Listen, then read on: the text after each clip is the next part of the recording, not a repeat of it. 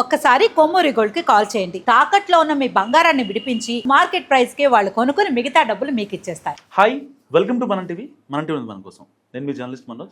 ఈరోజు మనతో పాటు స్టూడియోలో ఉన్నారు టీడీపీ జాతీయ నాయకులు ఫైర్ బ్రాండ్ ఆర్యు రెడ్డి గారు. నమస్కారం అండి. నమస్కారం అండి. ఎలా ఉన్నారు సార్? చాలా బాగున్నా. మీరు ఎలా ఉన్నారు సార్? బాగున్నాను సార్.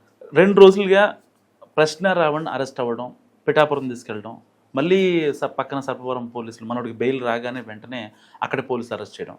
సో ఇదంతా ఒక హంగామాగా చూస్తారా, నాటకీయ పరిణామంగా చూస్తారా?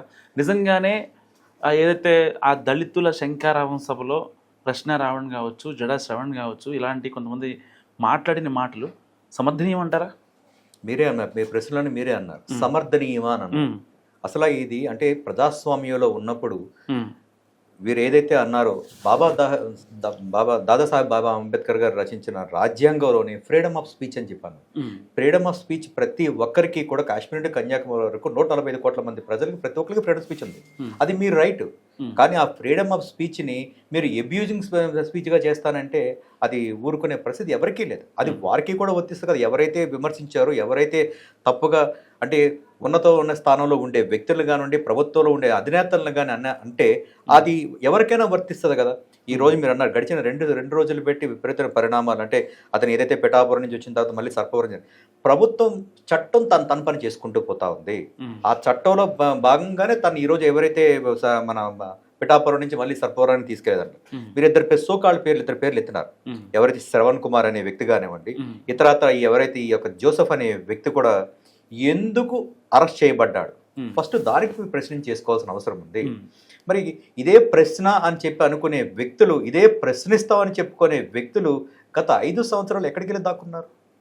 దానికి ఇదే ఛానల్ ముందు ఇదే ప్రజలకు సమాధానం చెప్పండి. అంటే గడిచిన 5 సంవత్సరాల పాలన మీకు స్వర్గ పాలన.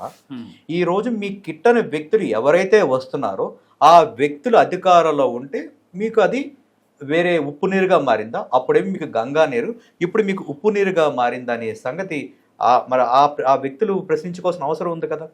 వ్యక్తిగత అసహనాలకి మీరు వెళ్ళాల్సిన అవసరం ఎవరిచ్చారు? మీకు ఏ రాజ్యాంగం ఇచ్చింది? ఏ రైట్ ఇచ్చింది? మీరు ఏదో ఒక పార్టీకి చెంచాగిరి చేసి వాళ్ళ యొక్క డబ్బులకి మీరు అమ్ముడిపోయి ఈరోజు ఒక మీడియానో లేదా ఒక ఛానల్లో పెట్టుకొని మీరు 4 గోళ్ల మధ్యన వినేసి ఒక ప్రభుత్వ అధినేతలో ఒక ప్రభుత్వంలో ఉండి ప్రజల కోసం పనిచేసే ప్రజల చేత ఎన్నుకోబడిన ప్రజలు మెచ్చిన నాయకుల్ని మీరు దూషణ పర్వాలు చేస్తానంటే అదే చట్టం మిమ్మల్ని శిక్షిస్తుందా లేదా? ఆ శిక్షించడంలో భాగంగానే ఈరోజు ఆ జోసెఫ్ అనే వ్యక్తిని ఈరోజు అరెస్ట్ చేయడం జరిగింది. ఇది ఖచ్చితంగా సమర్థనీయమే. మీరు ప్రశ్నించండి. ఇది కూటమి ప్రభుత్వం. మేము ప్రమాణ స్వీకారం చేసిన తర్వాత సాక్షాత్ ముఖ్యమంత్రి గారు కానీ, ఉప ముఖ్యమంత్రి కానీ స్వయంగా ఈ ప్రజలకు చెప్పింది మేము ప్రజా సేవకులము. ముఖ్యమంత్రి అనేవాడు చీఫ్ మినిస్టర్ అంటే కామన్ మ్యాన్ అనగానే మేము సంబోధించుకుంటూనే పోతా ఉన్నాం. ఏ రోజు కూడా ఒక ముఖ్యమంత్రి గారు పోతే గంటల కొద్ది ట్రాఫిక్ ఆపిన సందర్భాలు లేవు, పచ్చని చెట్లు కొట్టిన సందర్భాలు లేవు, డేరాలు పెట్టుకొని పోయిన రోజులు కాదు కదా. ఈ రోజు ప్రజాక్షేమంలోనే ప్రజల తర్వాతనే మేమనుకొని చెప్పి ప్రజల ముందు తర్వాత మేమని ప్రభుత్వాధినేతలు ఈరోజు ఆంధ్ర రాష్ట్రంలో కొలువే ఉన్నారు. అలాంటి ప్రభుత్వం మీద ఈరోజు అవాకులు చవాకులు మీరు మాట్లాడతానంటే చట్టం ఊరుకుంటుందా? ఈ చట్టాలను చేసే ప్రజలు ఊరుకుంటారు?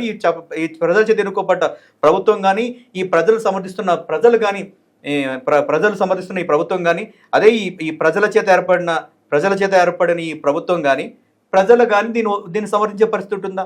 ఆ ప్రజల యొక్క సమర్థతోని ఈరోజు వాళ్ళు చట్టపరంగా వాళ్ళు ఈరోజు శిక్షించబడ్డారు. కాబట్టి ఇది ఒక చెంపపెట్టు కానీ ఇది ఒక హెచ్చరికగా మేము చెప్తా ఉన్నాం. ఎందుకంటే ప్రశ్నించండి, మీకు ఆ అధికారం ఉంది, కానీ అది ఒక ఉపయోగకరంగా ఉండాలి, ఎవరి మనోభావాలకి దెబ్బతినంగా ఉండాలి. ఈరోజు మీరు కులం ముసుగులో పెట్టుకుని పోతా ఉన్నారే. గౌరవ అంబేద్కర్ ఆశయాలకు విరుద్ధంగా ఈరోజు మీరు ఒక పార్టీకి అమ్ముడుపోయి ఈరోజు మీకు సమర్థవంతమైన నాయకులు మీరు విమర్శిస్తున్నారంటే మరి అదే ప్రశ్న గత 5 సంవత్సరాల క్రితం ఒక మాస్క్ అడిగిన పాపానికి ఆ యొక్క దళిత సమాజ వర్గాన్ని వ్యక్తిని నడి రోడ్డు మీద చంపేస్తే ఆనాడు ఏమైంది? ఈరోజు మీరు దళిత ముసుగులో ఉండి మీరు నాటకాలు ఆడుతున్న ఈ మనుషులు ఆ రోజు ఏమైనది? సామాజిక వర్గాన్ని అడ్డు పెట్టుకొని ఈరోజు మీరు మాట్లాడుతూ ఉన్నారు కదా. మరి ఆ రోజు చనిపోయిన వ్యక్తి ఆ సామాజిక వర్గానికి సంబంధించిన వ్యక్తి కాదా, ఆ దళిత వర్గానికి సంబంధించిన వ్యక్తి కాదా, ఆ బడుగు బలహీన వర్గానికి సంబంధించిన వ్యక్తి కాదా? అదే ఒక 10 సంవత్సరాలు 12 సంవత్సరాల కుర్రాడు వాళ్ళ అక్కని ఏడిపిస్తున్నాడని చెప్తే నడి రోడ్లో అదే ప్రభుత్వంలో అదే పార్టీ వ్యక్తులు నరరూప రాక్షులుగా ఉండి బాపట్ల ఒక పట్టణంలో నడి రోడ్డు మీద పెట్రోల్ పోసి తగలపెట్టేస్తే అదే బీసీ సామాజిక వర్గానికి సంబంధించిన వ్యక్తి ఈ జడ శ్రవణ్ కుమార్ కానీ సామాజిక వర్గాలు కానీ మీకు అప్పుడు గుర్తుకు రాలేదా? ప్రజాస్వామ్యం అప్పుడు మీకు గుర్తుకు రాలేదా? ధనదాహం కోసము కల్తీ సారా నమ్మి కల్తీ లిక్కర్ నమ్మి కొన్ని వందల ప్రాణాలు పోతున్నప్పుడు అక్కడ సామాజిక వర్గాలు కాదు కదా, మానవ దృక్పథం ఎందుకు మీరు ప్రతిబింబించలేకపోయినారు? రాష్ట్ర రాజధాని కోసం మహిళల్ని కడుపుతున్న లేడీస్ని కూడా జడబట్టుకొని జుట్టు పట్టుకొని లాక్కొని పోయి అవహేళనగా అమానుష్కరంగా ఈ సభ్య సమాజం సిగ్గుపడే విధంగా ఆనాటి ప్రభుత్వం చేసినప్పుడు ఆనాడు మీ ఛానళ్ళన్నీ ఏమైపోయినాయి, మీ గ్రీన్ మ్యాట్ మాస్కులన్నీ ఏమైపోయినాయి, మీ నోర్లు ఏమైపోయినాయి? ఆనాడు మీకు ఫ్రీడమ్ స్పీచ్ గుర్తుకు రాలేదా?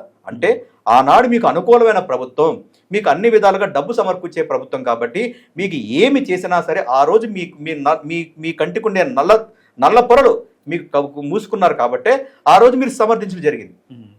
ఈరోజు ప్రభుత్వం ప్రజల కోసం పనిచేస్తున్న ప్రభుత్వం ఏం చేస్తున్నా ప్రజల అభివృద్ధి కోసం పనిచేస్తుంటే, రాష్ట్ర అభివృద్ధి కోసం పనిచేస్తూ ఉంటే అది మీ కంటికి కానీ మీకు సమర్థించే పార్టీకి కంటికి కానీ మీకు అది మింగుడు పడట్లేదు. కాబట్టి ఈరోజు రాష్ట్రంలో ఒక అలజడిని సృష్టించాలని, రాష్ట్రానికి పెట్టుబడులు రాకూడదని, రాష్ట్ర యువతకి ఉద్యోగాలు రాకూడదని, రాష్ట్ర భవిత బాగోకూడదని ఒక దుర్మార్గమైన ఆలోచనతోనే ఈనాడు ఈ సోకాల్డ్ వ్యక్తులు ఈరోజు మాట్లాడి సామాజిక వర్గాన్ని అడ్డగా పెట్టుకొని ఈరోజు మీరు దాదాసాహెబ్ అంబేద్కర్ యొక్క ఆశయాలని మీరు తొంగలో తొక్కి మీ యొక్క స్వార్థం కోసం ఈరోజు సామాజిక వర్గాలను ఉపయోగించుకుంటున్నారంటే ప్రభుత్వం దానికి ఉపేక్షించదు, ప్రజలు కూడా ఉపేక్షించడానికి మీ ద్వారా తెలియజేస్తా ఉన్నాం.